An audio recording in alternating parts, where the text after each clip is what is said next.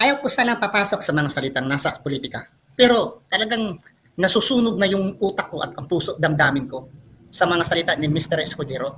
Mr. Escudero, kahit man sabihin mo ikaw isang attorney, ikaw isang scholar, pero mas matanda ako sa'yo. Ang style mo ay bulok. Bakit? Sabi mo huwag tayo magpartisan. In what way? Magpartisan tayo in the side na tayo ay hindi tayo makontaminate sa mga bulok, ha? Sa mga taong mga sinungaling, sa mga taong walang awa, sa mga taong hindi tatayo sa katotohanan, ha? Dapat magpartisan tayo laban sa kanila. Dahil kung hindi ka gusto magpartisan, balimbing ikaw, ha? Para daw magkaisa.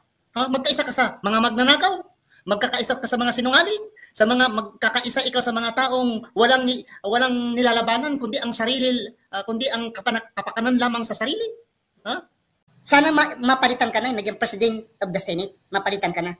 Sana ang mga tao ay kikilos at magsalita, ang lahat ng mga vloggers ay magsasalita laban sa kay Escudero dahil itong ginagawa ni Escudero ay hindi na makatarungan.